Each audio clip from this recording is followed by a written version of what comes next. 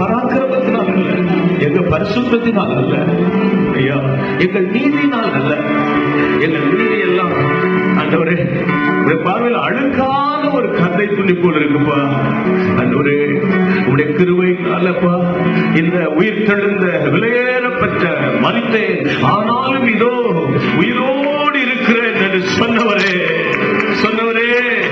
இந்த ஆராதனையில எனக்கும் ஒரு பங்கு கொடுத்து, எனக்கும் ஒரு பாக்கியத்தை கொடுத்து ஐயா ஆண்டவரே துதித்து ஆராதிக்க எனக்கு கொடுத்த கிருபைக்காக கரம் தட்டி வாய்களை திறந்து மீண்டும் ஒருமுறை சத்தத்தை உயர்த்தி ஆராதனை வாசம் செய்யும் ஆவியானவரே, ஆமென்.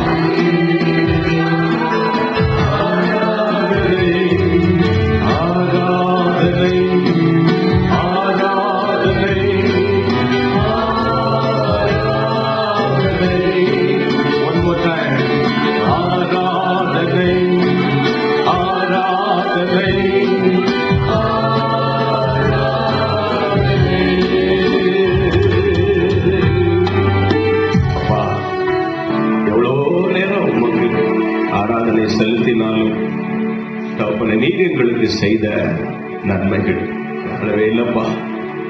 உமக்கு நன்றி. இந்த உயிர் தெழுந்த நாளில் உம்முடைய உயிர் தெழுந்த வல்லமை எங்களை நிரப்புவதாக.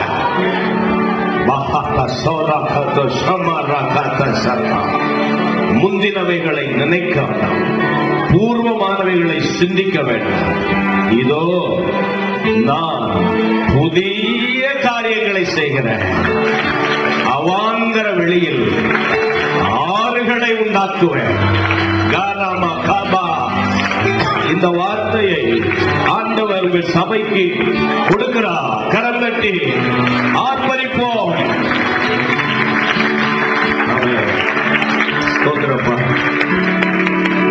வாக்குத்தத்தம் பண்ணுகிறவர் வாக்கு மாறவே நடக்கும். என்னோடு பேசும் இயேசு கிறிஸ்துவின் நாமத்தில் ஜெபிக்கிறோம் பிதாவே, ஆமென். தயவு செய்து அமருங்கள். Please be seated. தயவு செய்து அமருங்கள். கர்த்தருடைய நாமத்தில் உங்கள் ஒவ்வொருவரையும் நான் மிகுந்த அன்புடன் வாழ்த்துகிறேன். மீண்டும் உங்களை இந்த நாளில் சந்திப்பது எனக்கு கர்த்தர் கொடுத்த ஒரு பெரிய பாக்கியமாக கருதுகிறேன். நேற்று பகலில் பாஸ்டர் சொன்னது போல இங்கு விசேஷித்த ஒரு உபவாச கூட்டத்தில் தேவ வல்லமை கடந்து வந்தது. அதற்காக ஆண்டவருக்கு நன்றி சொல்கிறேன். நேற்று மாலையில் நீங்கள் எல்லாரும் அறிந்தபடி லூட்டன் நகரத்தில் புதிதாக நம்முடைய சபையின் மூலமாய் ஒரு கிளை சபையை உருவாக்க தேவன் கிருபை செய்தார். நேற்று கடந்த கர்த்தருக்கு நன்றி சொல்லுவோம். ஆமென். கர்த்தருடைய பிள்ளைகளை, நேற்று நான் ஒன்றை யோசித்துக் கொண்டே இருந்தேன். நான் பிரசங்கிப்பதற்கு முன்பு அந்த வட்டாரத்தின் மக்களுக்கு என்னை பாஸ்டர் அறிமுகப்படுத்தி வைத்த போது அவர்கள் நினைவு கூர்ந்தார்கள். நானும் அதை நினைவு கூர்ந்து கொண்டே இருந்தேன். சில ஆண்டுகளுக்கு முன்பு சகோதரன் சகா, அந்த இடம் கவன்ட்ரி சிட்டிக்கு பாஸ்டர் நான் 2 பேர் தனியாக போனோம். அங்கு போய் முதல் ஒரு ஆராதனை துவக்கினோம். இன்றைக்கு அந்த சபை வளர்ந்து வருகிறது. நான் அதை யோசித்துக் கொண்டே இருந்தேன். அதை பாஸ்டர் அவர்கள் சரியாக நினைவுபடுத்தினார்கள், ஞாபகப்படுத்தினார்கள். அதை போல நேற்று ஒரு புதிய சபையை துவங்க கர்த்தர் உதவி செய்தார். ஆமென். ஹல்லேலூயா. உங்களுக்கு சந்தோஷமா இருக்கா இல்லையா? நான் ஆமென்லாம் கேட்கல. சந்தோஷமா இருக்கா இல்லையா? சந்தோஷமா இருந்தா சிரிச்ச முகத்தோடு கைகளை உயர்த்தி அல்லேலூயா சொல்லுங்க. உங்களுக்கு அது முக்கியமா நீங்க போய் ஒரு வாரம் அங்க போகணும். போய் அங்க இருக்கிற தேவ பிள்ளைகளோடு கூட சேர்ந்து நீங்களும் ஆராதனை பண்ணி அவங்களை என்கரேஜ் பண்ணணும். இந்த ஊழியத்திற்கு முக்கியமாக பாஸ்டருடைய ஆலோசனையின்படி அன்பு சகோதரன் ஆண்டன் மற்றும் அங்க மில்டன் கீன்ஸ்ல இருக்கிற சகோதரர்கள் அவங்க சொன்னாங்க. நான் கேட்டேன், நேற்று இரவு அவங்களோட பேசினேன். இது எப்படி இந்த இடத்துல இப்படி நீங்க துவங்கினீர்கள்? இரவு பகலும் வீடு வீடா போய் அந்த கூட்டத்தை குறித்து அறிவித்து மழையும் பார்க்காம காற்றும் பார்க்காம அவங்க பிரயாசப்பட்டு இந்த ஊழியத்தை தேவனுடைய தரிசனத்தின்படி துவங்கி இருக்கிறார்கள். ஆமென். நிச்சயமாய் சபை வளரும். சபை வளரும் என்பதில் சந்தேகம் இல்லை. நீங்களும் ஜெபியுங்கள். நானும் இந்த லூத்தன் சபை வளர்ச்சிக்காக ஜெபம் பண்ணுவோம். இன்னைக்கு காலையில நான் மில்டன் கீன்ஸ் ஆலயத்தில் பிரசங்கிக்க ஆண்டவர் கிருபை செய்தார். எனக்கு ரொம்ப ஆச்சரியம். அந்த சபையும் சில ஆண்டுகளுக்கு முன் போகும்போது ஒருத்தர் 2 பேர் உட்கார்ந்துட்டு இருப்பாங்க. இன்னைக்கு அந்த இடம் முழுவதும் ஆத்துமாக்க. உங்களை பார்த்தா அங்க இருந்தா எனக்கு என்னையாங்கிற மாதிரி வாயை திறந்து சந்தோஷமா கைகளை உயர்த்தி சொல்லுங்க. ஆமென். ஹல்லேலூயா. கர்த்தர் சபையை கட்டி வருகிறார். ஹல்லேலூயா. நம்முடைய ராஜ்யத்தை நாம் கட்டக்கூடாது. தேவனுடைய ராஜ்யத்தை கட்டினால் நம்முடைய ராஜ்யம் தானாய் கட்டப்படும். ஆமென். தமிழ்ல சொல்லுவாங்க, மற்ற பிள்ளைய ஊட்டி வளர்த்தா என் பிள்ளை தானா வளரணும். ஹல்லேலூயா. அதனால கர்த்தருடைய பிள்ளைகளை மில்டன் கீன்ஸில் நடைபெறுகிற இன்னைக்கு காலையில அவ்வளவு தேவ பிரசன்னம் இருந்தது. புதிய ஆத்துமாக்கள் வந்திருந்தார்கள். அவர்கள் ஒப்பு கொடுத்தார்கள். எனக்கு அதற்கு பிறகு என்னிடத்துல தனியாக பேசிவிட்டு போனார்கள். ஞானஸ்நானம் எடுக்கணும்னு ஆசையா இருக்கு, எனக்கு ஜெபம் பண்ணுங்க என்றெல்லாம் சொன்னார்கள். அதுக்கு காரணம் அங்கு ஊழியம் செய்கிற பிள்ளைகளுடைய பிரிப்பரேஷன். ஆமென். ஹல்லேலூயா. ஆகவே நான் ஏன் இதெல்லாம் சொல்லிக் கொண்டிருக்கிறேன்னா, அங்கே அப்படி இருந்தா நீங்க எப்படி இருக்கணும்? நீங்க எப்படி இருக்கணும்? ஆகவே வருகிற காலத்துல நான் நேற்று சாட்டர்டே பிரசங்கிக்கும் போது சொன்ன நம்புறேன், ஒரு மாதத்துக்கு ஒரு ஆத்துமாவையாவது நான் சபைக்கு கொண்டு வருவேன் என்று தாகத்தோடு செயல்படுங்க. நிச்சயம் கர்த்தர் உங்கள் நிமித்தம் இந்த சபையை பெருக செய்வார் என்பதில் சந்தேகமே கிடையாது. இந்த வருஷத்தை பொறுத்த வரையில் நீங்க எந்த அளவுக்கு ஜெபம் பண்றீங்களோ அந்த அளவுக்கு தான் இந்த வருட ஊழியத்தை நீங்கள் வெற்றிகரமாக செய்ய முடியும்.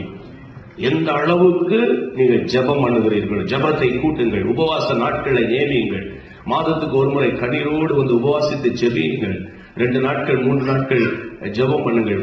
போன வருடத்தின் கடைசியில இங்க 3 நாள் ஜெபம் நடத்தினதாக மோசஸ் என்னிடத்துல சொன்ன, ரொம்ப சந்தோஷமா இருந்தது. ஆகவே அந்த ஜெபம் தான் நம்முடைய வாழ்க்கையை உயிர்ப்பிக்குமே தவிர வேற எதனால் நாம் உயிர்ப்பிக்கப்பட முடியாது. ஆகவே உங்கள் ஜெப ஜீவியத்தை காத்துக் கொள்ளுங்கள், கண்ணீரோடு ஜெபம் பண்ணுங்கள். கட்டாயம் கர்த்தர் பெரிய காரியங்களை செய்வார். ஆமென் சொல்லுங்க. இது சபைகள் வளர்கிறதை குறித்து என்னுடைய உள்ளத்தில் பெரிய ஒரு சந்தோஷம்.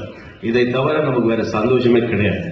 ஆகவே நிச்சயம் கர்த்தர் இந்த சபையை வளர்த்து இந்த பெரிய காரியத்தை செய்ய வேண்டும். இன்னும் பல விதங்களில் உங்களுடைய ஊழியத்தின் எல்லைகளை நீங்கள் பெரிதாக்க வேண்டும். அதுதான் தேவனுடைய சித்தம்.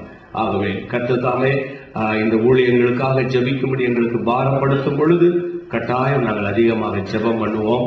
உங்களுடைய லீடர்ஸுக்காக ஜெபம் பண்ணுங்க. ஆங்காங்கே கிளை சபையில கர்த்தர் எழுப்பி இருக்கிற சகோதரன் பாலா, அன்பு சகோதரன் ஸ்டான்லி மற்றும் மில்டன் கீன்ஸ் இருக்கிற பிள்ளைகள் லீடர்ஸுக்காக அதிகமா ஜெபம் பண்ணுங்க. ஏன்னா ஃப்ரண்ட் லைன்ல இருக்கிறவங்களுக்கு தான் தாக்குதல் அதிகமாக இருக்கும். ஃப்ரண்ட் லைன் முன்னணியில் இருக்கிற தலைவர்களுக்கு தான் தாக்குதல் அதிகமாக இருக்கும். ஆகவே தலைவர்களுக்காக அதிகமாக ஜெபம் பண்ண வேண்டும். ஆமென் சொல்லுங்க. அப்படி ஒரு நிமிஷம் கண்களை மூடி அப்படி கைகளை உயர்த்துங்க பரலோகத்துக்கு நேராக. ஆண்டவரே, எங்களுக்கு கொடுத்த தலைமை போதகர் பாஸ்டருடைய பெயரை சொல்லுங்க. நம்முடைய அன்பான பாஸ்டர் குமார் ரெஜினால் அவருடைய மனைவியுடைய பிள்ளைகள், ஆண்டவர் அதே போல ஸ்டானி, அன்பு சகோதரர் ஸ்டானி அவருடைய மனைவி பிள்ளைகள், அன்பு சகோதரர் பாலாவுடைய குடும்பம், ஆண்டவரே மில்டன் கீன்ஸ்ல இருக்கிற ஆண்டவரே கர்த்தாவே ஆண்டன் அவருடைய குடும்பத்தினர், அங்கிருக்கிற சகோதரர்களுடைய குடும்பத்தினர் இயேசுவின் நாமத்தில் சகா அந்த கவர்ச்சியில் இருக்கிற அவருடைய குடும்பம், அந்த பிள்ளைகள் ஆண்டவரே இப்பொழுது லூட்டர்ல ஆரம்பித்திருக்கிறோம் அப்பா. அங்க இருக்கிற தேவ பிள்ளைகள் எல்லா கைகளை உயர்த்தி ஜெபம் பண்ணுங்க.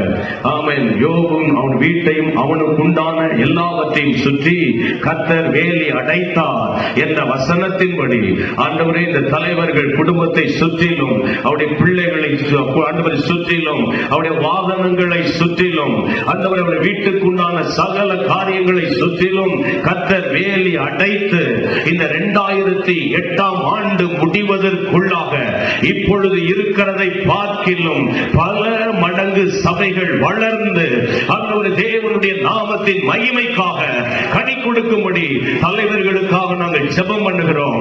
அவருடைய பாதுகாப்புக்காக ஜெபம் பண்ணுகிறோம். அவருடைய பரிசுத்த வாழ்வுக்காக ஜெபிக்கிறோம். ஜெப வாழ்வுக்காக ஜெபிக்கிறோம். ஆரோக்கியத்திற்காக ஜெபிக்கிறோம். தேவைகளுக்காக ஜெபிக்கிறோம். அவருடைய குடும்பத்தின் சமாதானத்துக்காக ஜெபிக்கிறோம். அவர்களை வல்லமையாய் பயன்படுத்தும்படி ஜெபிக்கிறோம். ஆவியின் 9 வரங்கள் அவர்கள் மூலமாக ஆண்டவரே கிரியை செய்ய வேண்டும் என்று ஜெபிக்கிறோம். ஆண்டவரே இன்னும் அதிகமான பாரம், இன்னும் அதிகமான தாகம், இன்னும் அதிகமான ஆண்டவரே கிருபைகளை உங்களுடைய பிள்ளைகளுக்கு தர வேண்டும் என்று நாங்கள் ஜெபிக்கிறோம்.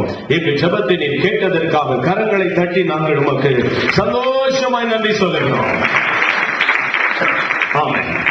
இப்படி நீங்கள் அடிக்கடி தலைவர்களுக்காக ஜெபியுங்கள். இங்கு ஜெபக்குழு ஹோம் செல் லீடர்ஸ் நீங்க இருப்பார்கள், வொர்ஷிப் லீடர்ஸ், கோயர், இப்படி இசைக்கருவிகளை வாசிக்கிறவர்கள், இப்படிப்பட்ட பிள்ளைகளுக்காக அடிக்கடி நீங்கள் ஜெபம் பண்ணிக்கொண்டே இருங்கள். ஏனென்றால் சாத்தான் எவனை விழுங்கலாமோ என்று வகை தேடி சுற்றி திரிந்து கொண்டே இருக்கிறான். ரொம்ப பிஸியா இருக்கான்னு பைபிள் சொல்லுது. அவனே பிஸியா இருந்தா அவனை விட நம்ம பிஸியா இருக்கணும். ஆமென். ஹல்லேலூயா. ஆகவே பாரத்தோடு நீங்கள் ஜெபியுங்கள். கர்த்தர் பெரிய காரியங்களை செய்வார். வேதத்தை திருப்பிக் கொள்ளுங்கள். வேகமாக கர்த்தருடைய வசனத்துக்கு நேராக நான் உங்களை அழைத்து செல்ல விரும்புகிறேன். அப்போஸ்தலனாகிய பவுல் கொரிந்தியருக்கு எழுதின முதலாம் நிருபம் 6ஆம் அதிகாரம் 14ஆம் வசனம். The book of 1 Corinthians chapter 6 verse 14. தேவன் கர்த்தரை எழுப்பினாரே, நம்மையும் தம்முடைய வல்லமையினால் எழுப்புவார். இந்த வசனத்தை எல்லாரும் சேர்ந்து வாசிப்பது நல்லது என்று நான் கருதுகிறேன். நீங்கள் ஆங்கில வேதாகம் வைத்திருந்தால் ஆங்கிலத்தில் வாசியுங்கள். தமிழ் வேதாகம் வைத்திருந்தால் தமிழ் அந்த வேதாகமத்தை திறந்து வாசியுங்கள். ரெண்டுமே என் கையில இல்லை என்று சொன்னால் பக்கத்தில் இருக்கிறவர்களை பார்த்தால் வாசிங்கள். அதுவே முடியாது என்று சொன்னால் இந்த திரையை பார்த்தாலும் வாசிக்க வேண்டும். ஆகமத்த வாயை திறக்க வேண்டும். சத்தத்தை உயர்த்தி வாசிங்கள் தயவு செய்து. தேவன் கர்த்தரை எழுப்பினாரே, நம்மையும் தமது வல்லமையினால் எழுப்புவார். கைகளை வைத்து சொல்லுங்க. ஆமென். ஹல்லேலூயா. தேவன் கர்த்தரை எழுப்பினார். அதுதான் ஈஸ்டர். அது ஆண்டுக்கு ஒரு முறை வரும். நாம் வேண்டாம் என்று சொன்னாலும் ஈஸ்டர் வருமா வராதா? வரும். கிறிஸ்துமஸ் வருமா வராதா? வருமா வராதா? வரும். ஆண்டுக்கு ஒரு முறை இயேசு ராஜாவின் இந்த உயிர்த்தெழுந்த பண்டிகை கட்டாயம் வரும். ஆனா அவர் ஒவ்வொரு முறையும் அவர் எழும்புகிறாரா? இல்லை. அவருடைய உயிர்த்தெழுந்த அந்த நாளை நாம் நினைவு கூறுகிறோம். கைகளை சொல்லுங்க. ஆமென் சொல்லுங்க. ஆனால் இந்த வசனத்தை பாருங்கள். தேவன் கர்த்தரை எழுப்பினாரே, நம்மையும்